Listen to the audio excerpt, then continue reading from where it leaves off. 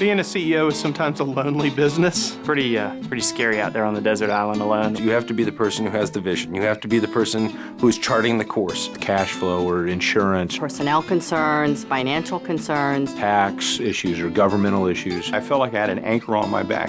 I would try to move forward and I'd look over, the company wasn't following me. Who else am I going to talk to at my company about my fears or concerns or maybe my dreams about where the company should go? You really don't have anyone above you to get advice or experience or consult with when you're dealing with the challenge. Who do you talk to about your worries? What keeps you up at night? When all of us were in that lifeboat together, to once again be able to find a group of people where you don't feel so isolated, like you're the only one who's going through all this, but that everybody's going through all of this. There are other people that are having the exact same problems as you. Wouldn't it be great to talk with them about those things? This is really resonating with me. This fills a void that I have as a new CEO. You can go to school and get a degree in entrepreneurship, but that's all book stuff. And rather than just purely learning by experience, and by that I mean mistakes, I could be learning from kind of a shared knowledge base, other people in similar positions. The biggest part of our program is putting 8 to 10 people together in a small group that meets every month. Love, love, love, love, love my roundtable. In my roundtable, the range of companies is everywhere from about $2 million to about $30 million.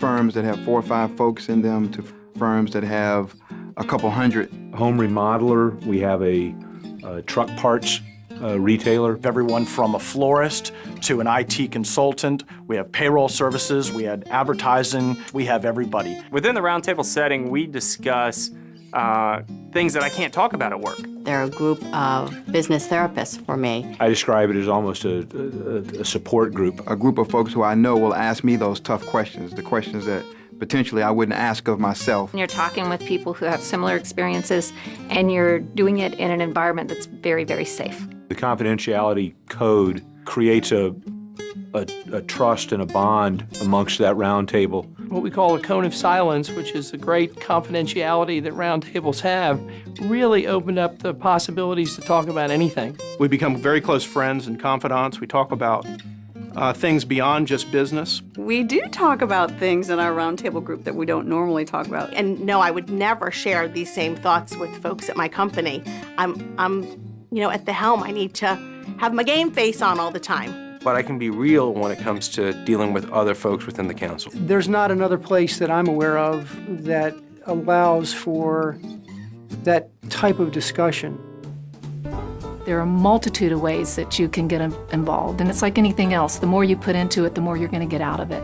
I do the socials, I go to retreat. We do our own retreat once a year as a roundtable group. There are quarterly luncheons where there are great speakers.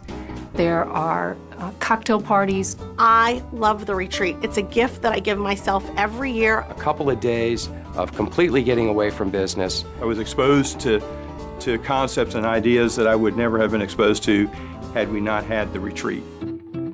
There is no question that being a part of Virginia Council has helped propel our company. Joining the Virginia CEOs is the single best decision I've made in the past 7.5 years of owning my business. It hasn't helped me grow my business per se. It's helped me grow myself, and in so doing, it has helped me to grow my business. We have seen tremendous growth as a result of the Virginia Council of CEOs, not only because of the experiences that I get from the CEOs themselves, but also just the business contacts that I've established by being a member of this group. When I joined the council to now, my business has grown to be 5 or 6 times the size it was when I joined. Well, it was 4.2 million and 42 people, 11 million at 100 people. So I thank the council for helping me grow from that number to where I am today.